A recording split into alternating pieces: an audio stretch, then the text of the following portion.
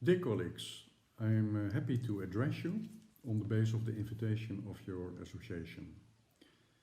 I've been asked to say some words about the European perspective on COVID-19 and its impact on HR and the workplace.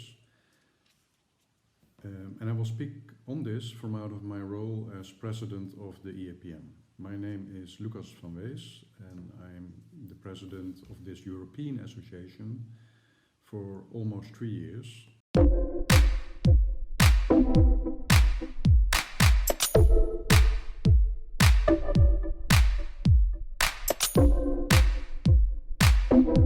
What about the pandemic? Well, let me say that we have, I think, a number of good reasons at this point in time to be quite optimistic. Of course, if you look back and you look to earlier pandemic which happened across the world, and we know, of course, the Spanish flu, which was a very big one and caused millions and millions of deaths across the globe.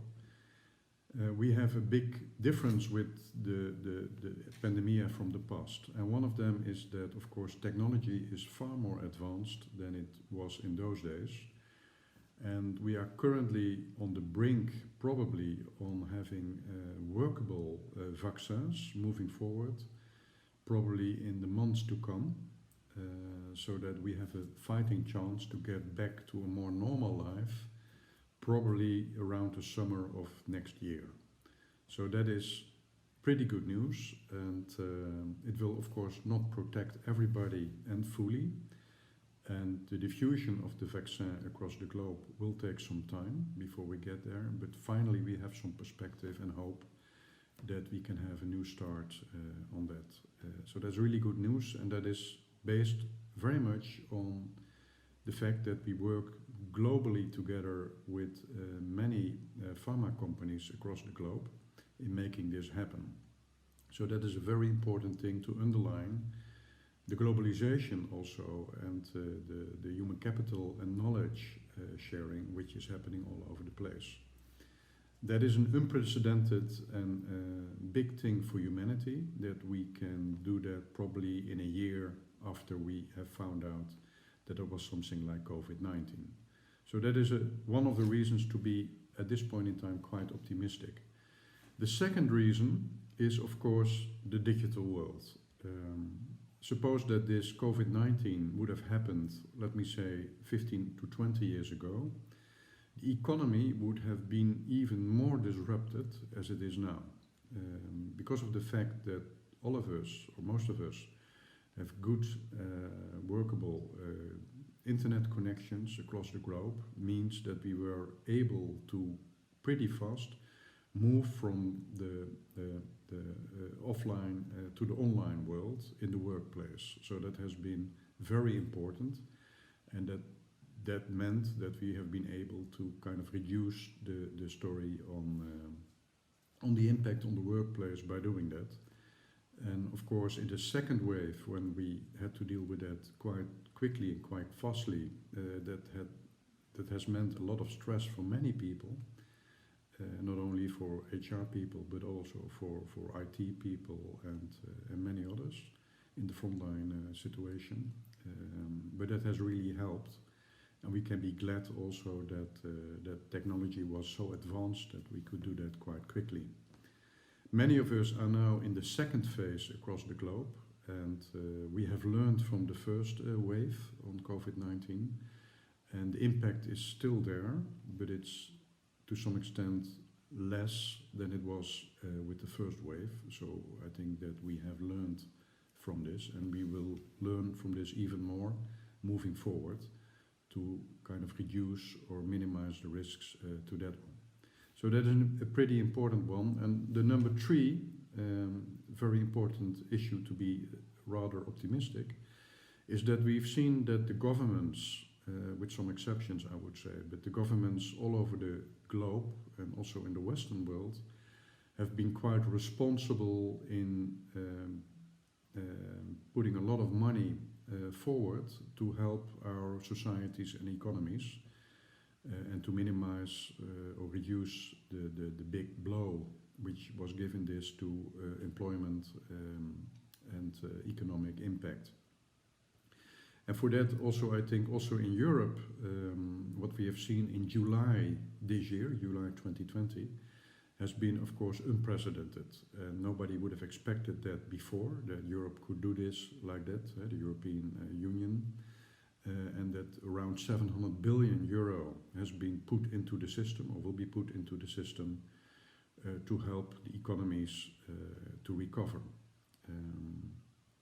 And many objectives which are also connected to that, in terms of a greener world or more digitalization and so on, will really help us to innovate ourselves out of this crisis. And we've seen, let's say, also some early indications already on that, also on a global scene, because Asia, and especially China, is already in the phase of economic recovery.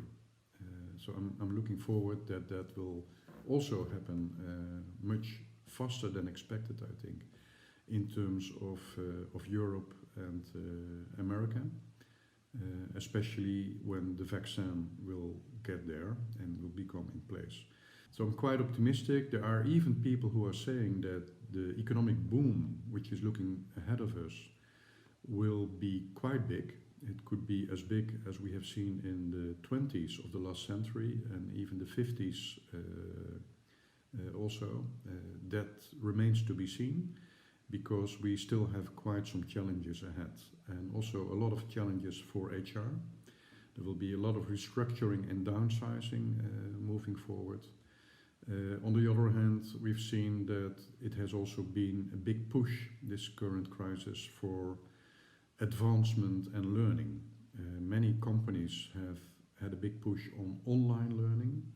The ones who had in place digital platforms in learning have been a big push over there. So that is a really good thing. And I don't know how it is with you, but many of us follow webinars, do a lot of online courses on many issues. We've seen that all over the place, and that is also, I think, a very good thing, and something which is really done by the help and the support of HR. So anyway, I think we do have a moral obligation to be quite optimistic here in Europe, and also on a global level. And for that, I think there's a good reason that the year to come, 2021, could be a good year, but we still have to do a lot of work on that.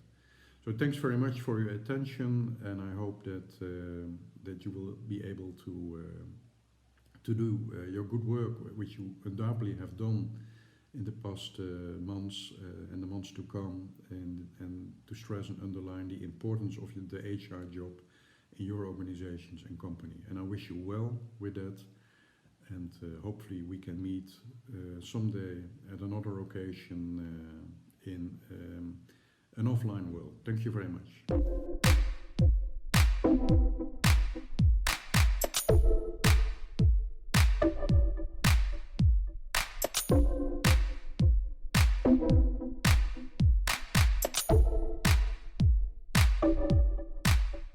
Dear colleagues, thank you for inviting me to meet you today. So far, COVID and HR has, for me, been very much about damage control. We have made sure that our colleagues get the physical safety they deserve. We have made sure that they have been effectively moved back to their home and established home offices there.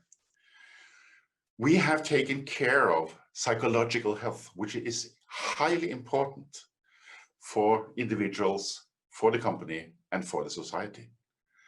And we have done the work on people cost. When income drops, there are consequences for HR, which are rough but necessary. All in all, when things are dark, I think it is important to say that we should be proud. We have been doing a really, really good job, and many of us have been very successful on the challenges that lies behind us. Then it is time for us to focus forward and to have the right mindset on the challenges which we have to handle in the future. For me, very much has to do with a positive mindset. We all know about this with internal locus of control. Don't waste energy on the things that you cannot influence and do the best out of the rest. It's so easy to say, but it's very challenging for us as individuals to do it ourselves. And it's challenging to spread this idea to our colleagues. A colleague of mine, he always signs his emails with "make yourself a good day." And by that, he means that it's not up to others to create an environment for success and the belief of success. It's up to ourselves. And he reminds us on that every time he sends out his emails. For HR function, I think very much now is about focusing and putting on the high beams on what lies behind COVID. It's the future work, it's work life after COVID. As far as I see, COVID is a major opportunity. Let's be honest, a lot of what we are doing is a consequence of the experiences and the practices established during the Industrial Revolution and time after that. That's some time ago. In the future, what is really an organization? Is it a salary list, or is it the community of employees, part-time employees, partners, technological infrastructure? In the late 80s, a guy called Gareth Morgan wrote a book called Organizational Pictures. I believe it was one of the first management books I ever read. And he has this metaphor of organism, which he put up as an alternative to the machine metaphor. I bring that with me every day.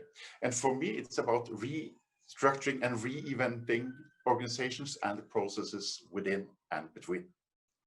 McGregor taught us about theory Y leadership in the late 60s. Why don't we practice it? This is the time for empowerment and letting loose. Tight, loose, tight, many companies talk about. It's about being clear on mandate, empower on the deliverances, and then be tight on the evaluation process. This has to do with leadership. And in order to do this, we have to rewrite such psychological and social contracts. We all see the breach of trust around us. And for me, trust is very much about, it's a platform and a basis for effective and good HR. It fuels innovation and cooperation. It limits the need for a tight managerial span. It fuels empowerment and cooperation. It stimulates good workplaces, and it's important for psychological safety. This also has a lot to do with reciprocity. Do to others what you want them to do to you. And if we are able to nurture this idea of reciprocity and trust within the workplaces, we will have done a good job for the company, for individuals, and the society around us. I have chosen a picture from Northern Norway, and we up here north know more than maybe anyone else that when things get dark during winter, there is always light in the horizon, and the sun will come back. COVID will go away, and until then, stay safe, take care, and make yourself a good day. Merci de nous être fidèles. Université de la NDRH, l'épisode touche à sa fin. On se projette déjà, Audrey, dans l'épisode suivant. Vous le savez, il y a 6 thématiques. Celle de la semaine prochaine concernera un sujet évidemment clé, l'engagement. L'engagement, thématique importante pour nous, fonction RH, parce que nous avons à gérer différentes populations dans les entreprises, celles qui ont pu télétravailler, celles qui n'ont pas pu. Donc le collectif est une préoccupation majeure et l'engagement également. Donc c'est au cœur de nos préoccupations. Voilà, engagez-vous, qu'il disait. l'objet de notre prochain épisode. On sera là, on espère que vous aussi. Merci.